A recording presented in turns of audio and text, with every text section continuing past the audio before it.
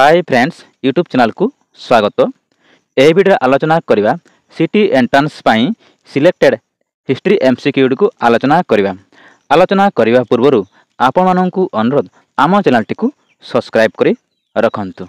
चलो बर्तमान काल विलंब न करी एमसीक्यू गुडी को आलोचना करवा। किए त्रयोविंश तीर्थंक भाव में प्रसिद्ध लाभ करथिले? किए त्रयोविंश तीर्थंक भाव में प्रसिद्ध लाभ करथिले? ऑप्शन सी पार्श्वनाथ 23तम तीर्थ भाव प्रसिद्ध लाभ करथिले जैन धर्म रे। फास्ट ले ऋषभनाथ सी हेले जैन धर्मर प्रथम तीर्थक हेले ऋषभनाथ आ महावीर हेले 24तम। महावीर हेले 24तम।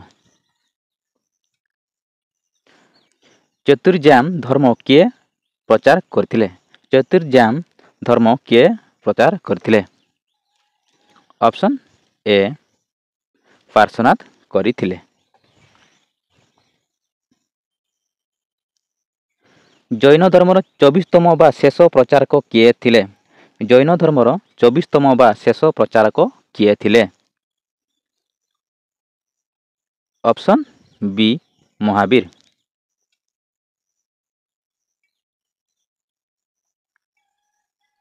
केउं स्थान रे महावीर जन्मग्रहण करथिले? केउं स्थान रे महावीर जन्मग्रहण करथिले? ऑप्शन बी कुंद ग्राम रे जन्मग्रहण करथिले महावीर। केउंठारे महावीर देह त्याग करथिले? केउंठारे महावीर देह त्याग करथिले? ऑप्शन सी पावा ठारे देह त्याग करथिले। महावीर केउंठारे दिव्य ज्ञान लाभ करथिले? महावीर केउंठारे दिव्य ज्ञान लाभ करथिले? बी जुम्बिक ग्राम रे दिव्य ज्ञान लाभ करथिले।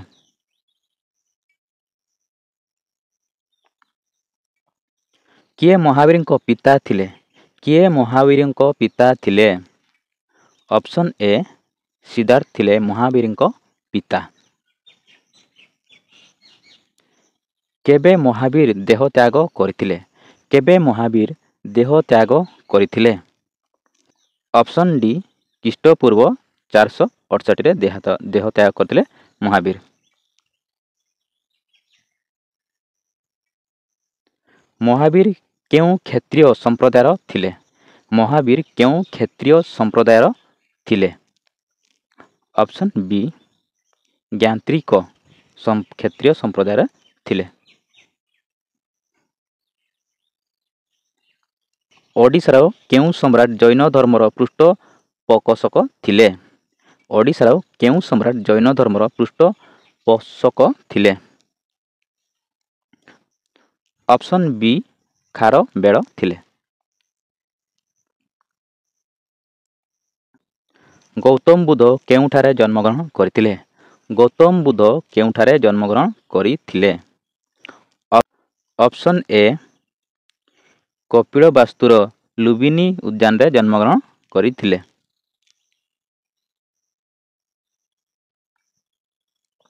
केबे गौतम बुद्ध जन्मग्रहण करथिले? केबे गौतम बुद्ध जन्मग्रहण करथिले? ऑप्शन सी ख्रीष्टपूर्व 566 रे जन्मग्रहण करथिले। बुद्ध केउं क्षत्रिय संप्रदाय थिले? बुद्ध केउं क्षत्रिय संप्रदायर थिले? ऑप्शन बी शाक्य संप्रदायर थिले।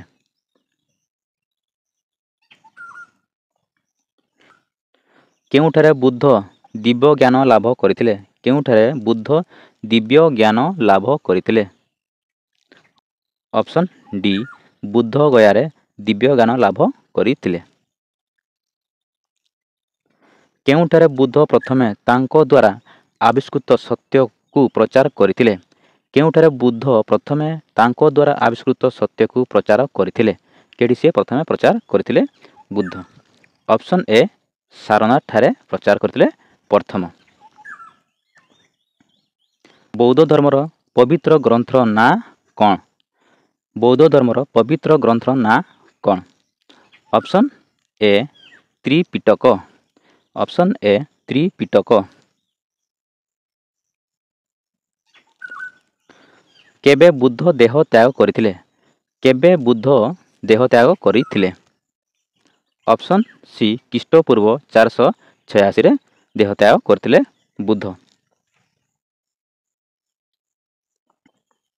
କେଉଁ ସ୍ଥାନରେ ବୁଦ୍ଧଙ୍କ ନିର୍ବାଣ ପ୍ରାପ୍ତି ହୋଇଥିଲା?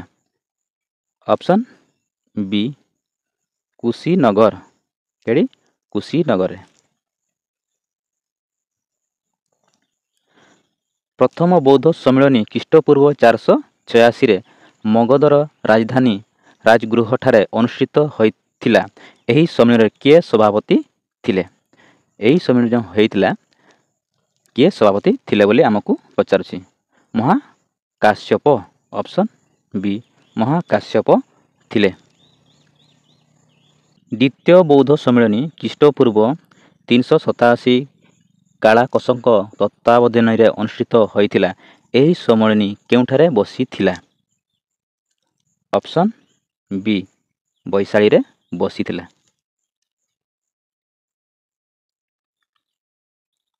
ଖ୍ରୀଷ୍ଟପୂର୍ବ 250ରେ ଅଶୋକଙ୍କ ରାଜତ୍ୱ କାଳରେ ତୃତୀୟ ବୌଦ୍ଧ ସମ୍ମିଳନୀ ପାଟଳୀପୁତ୍ରଠାରେ ଅନୁଷ୍ଠିତ ହୋଇଥିଲା। ଏହି ସମ୍ମିଳନୀରେ କିଏ ସଭାପତି ଥିଲେ?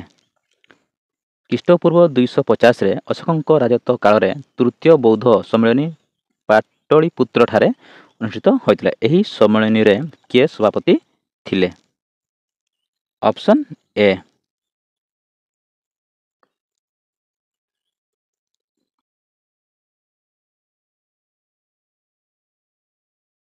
ଥିଲେ ଉପସଭାପତି।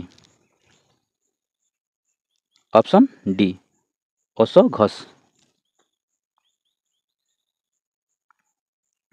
କାହାଙ୍କୁ ଜୈନ ଧର୍ମର ପ୍ରଥମ ତୀର୍ଥଙ୍କ ଭାବେ ବର୍ଣ୍ଣନା କରାଯାଇଛି? କାହାକୁ ଜୈନ ଧର୍ମର ପ୍ରଥମ ତୀର୍ଥଙ୍କର ଭାବେ ବର୍ଣ୍ଣନା କରାଯାଇଛି? Option C Rishabhanatha. କିଏ ନଟପୁତ୍ର ନାମର କଥିତ ହୋଇଥିଲେ? କିଏ ନଟପୁତ୍ର ନାମର କଥିତ ହୋଇଥିଲେ? Option A Vardhaman Mahavir. ଗୌତମ ବୁଦ୍ଧଙ୍କ ଜୀବନ କାଳରେ କେଉଁ ରାଜା ତାଙ୍କର ଶିଷ୍ୟତ୍ୱ ଗ୍ରହଣ କରିଥିଲେ?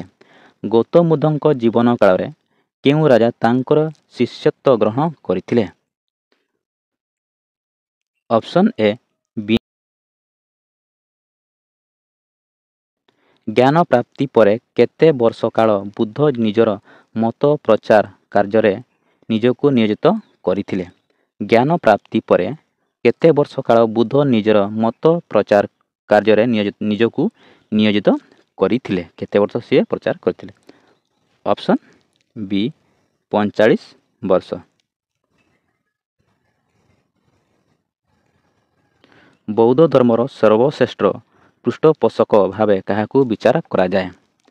ବୌଦ୍ଧ ଧର୍ମର ସର୍ବଶ୍ରେଷ୍ଠ ପୃଷ୍ଠପୋଷକ ଭାବେ କାହାକୁ ବିଚାର କରାଯାଏ? Option C Ashok.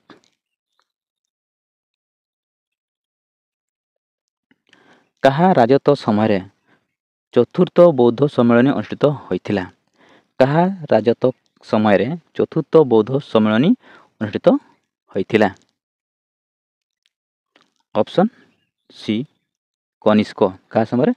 କନିଷ୍କଙ୍କ ସମୟରେ ହୋଇଥିଲା।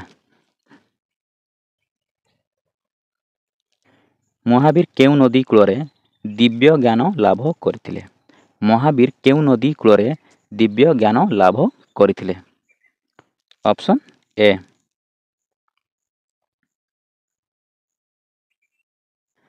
ନିମ୍ନଲିଖିତ ମଧ୍ୟରୁ ଜୈନ ଧର୍ମର କେଉଁଟି ଏକ ଗ୍ରନ୍ଥ?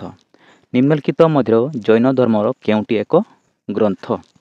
ଏମାନଙ୍କ ଭିତରୁ କେଉଁଟା ଜୈନ ଧର୍ମର ଗ୍ରନ୍ଥ? ଅପସନ୍ ଏ କଳ୍ପସୂତ୍ର ହେଲା ଜୈନ ଧର୍ମର ଗ୍ରନ୍ଥ।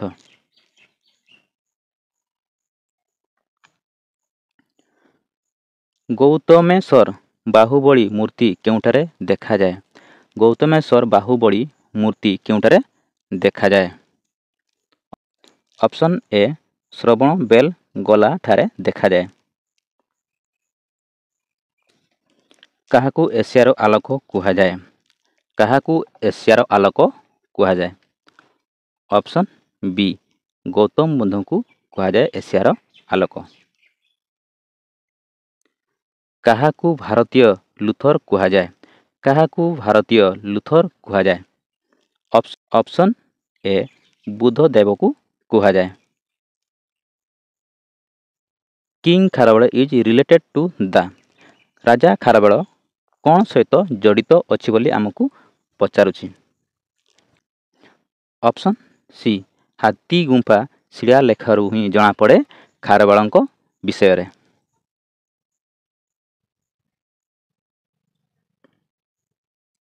ନିମ୍ନଲିଖିତ ରାଜାମାନଙ୍କ ମଧ୍ୟରୁ କେଉଁ ରାଜା ଜୈନ ଧର୍ମର ପୃଷ୍ଠପୋଷକ ଥିଲେ? ନିମ୍ନଲିଖିତ ରାଜାମାନଙ୍କ ମଧ୍ୟରୁ କେଉଁ ରାଜା ଜୈନ ଧର୍ମର ପୃଷ୍ଠପୋଷକ ଥିଲେ? Option D Kharavela. Option D Kharavela ଥିଲେ। କଳିଙ୍ଗର ରାଜା ଖାରବେଳ ନିମ୍ନଲିଖିତ କେଉଁ ରାଜବଂଶ ସହିତ ଜଡ଼ିତ ଥିଲେ? କଳିଙ୍ଗର ରାଜା ଖାରବେଳ ନିମ୍ନଲିଖିତ କେଉଁ ରାଜବଂଶ ସହିତ ଜଡ଼ିତ ଥିଲେ ବୋଲି ପଚାରୁଛି? ଅପସନ୍ ଏ ଚେଦି ବଂଶ ସହିତ ଜଡ଼ିତ ଥିଲେ ବୋଲି କୁହାଯାଉଛି।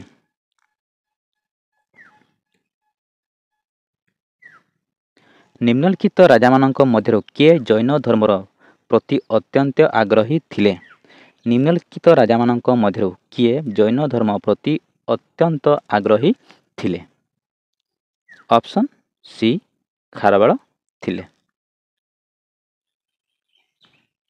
ହାତୀଗୁମ୍ଫା ଶିଳାଲେଖରୁ କେଉଁ ରାଜାର ଇନଫର୍ମେସନ୍ ମିଳିଥାଏ? ହାତୀଗୁମ୍ଫା ଶିଳାଲେଖରୁ କେଉଁ ରାଜାର ଇନଫର୍ମେସନ୍ ମିଳିଥାଏ? Option A Kharavela. ଖାରବେଳଙ୍କର ହାତୀଗୁମ୍ଫା ଶିଳାଲେଖରୁ ହିଁ ତାର ଇନଫର୍ମେସନ୍ ମିଳିଥାଏ ଖାରବେଳଙ୍କ ବିଷୟରେ। Kalinga king Kharavela was associate with. Kalinga king Kharavela was associate with. ଏମାନଙ୍କ ମଧ୍ୟରୁ କାହା ସହିତ ସିଏ ଜଡ଼ିତ ଅଛନ୍ତି? ଅପସନ୍ ଏ ମହାମେଘ ବାହନ ଡାଇନେଷ୍ଟିକ୍। କ'ଣ ନା ମହାମେଘ ବାହନ ଡାଇନେଷ୍ଟିକ୍ ସହିତ ଆସୋସିଏଟ୍। ନିମ୍ନୋକ୍ତ କିଏ ଅଶୋକଙ୍କର ପିତା ଥିଲେ? ନିମ୍ନୋକ୍ତ କିଏ ଅଶୋକଙ୍କର ପିତା ଥିଲେ? ଅପସନ୍ ବି ବିନ୍ଦୁସାର ଥିଲେ ଅଶୋକଙ୍କର ପିତା।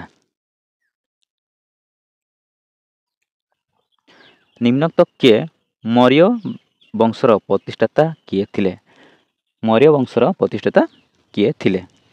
ଅପସନ୍ ଡି ଚନ୍ଦ୍ରଗୁପ୍ତ ମୌର୍ଯ୍ୟ ଥିଲେ ମୌର୍ଯ୍ୟ ବଂଶର ପ୍ରତିଷ୍ଠାତା। ଅଶୋକ କେବେ ସିଂହାସନ ଆରୋହଣ କରିଥିଲେ? ଅଶୋକ ସମ୍ରାଟ କେବେ ସିଂହାସନ ଆରୋହଣ କରିଥିଲେ? ଅପସନ୍ ସି ଖ୍ରୀଷ୍ଟପୂର୍ବ 273ରେ ସିଂହାସନ ଆରୋହଣ କରିଥିଲେ। ସାରନାଥର ବୌଦ୍ଧ ସ୍ତମ୍ଭ କାହା ଦ୍ୱାରା ନିର୍ମିତ ହୋଇଥିଲା? ସାରନାଥର ବୌଦ୍ଧ ସ୍ତମ୍ଭ କାହା ଦ୍ୱାରା ନିର୍ମିତ ହୋଇଥିଲା? ଅପସନ୍ ଏ ଅଶୋକଙ୍କ ଦ୍ୱାରା ନିର୍ମିତ ହୋଇଥିଲା। ଅଶୋକଙ୍କ କେଉଁ ଶିଳାଲେଖରେ କଳିଙ୍ଗ ଯୁଦ୍ଧର ଉଲ୍ଲେଖ ଅଛି? ଅଶୋକଙ୍କ କେଉଁ ଶିଳାଲେଖରେ କଳିଙ୍ଗ ଯୁଦ୍ଧର ଉଲ୍ଲେଖ ଅଛି? ଅପସନ୍ ସି ତ୍ରୟୋଦଶ ଶିଳାଲିପିରୁ ଅଶୋକଙ୍କର କଳିଙ୍ଗ ଯୁଦ୍ଧର ଉଲ୍ଲେଖ ଅଛି। ନିମ୍ନୋକ୍ତ କେଉଁଟି କଳିଙ୍ଗର ରାଜଧାନୀ ଥିଲା? ନିମ୍ନୋକ୍ତ କେଉଁଟି କଳିଙ୍ଗର ରାଜଧାନୀ ଥିଲା? ଅପସନ୍ ବି ତୋଷଳି ଥିଲା କଳିଙ୍ଗର ରାଜଧାନୀ। ନିମ୍ନୋକ୍ତ କେଉଁ ବୌଦ୍ଧ ସନ୍ନ୍ୟାସୀଙ୍କ ଦ୍ୱାରା ଅଶୋକ ବୌଦ୍ଧ ଧର୍ମରେ ଦୀକ୍ଷିତ ହୋଇଥିଲେ? Option D Shiladitya.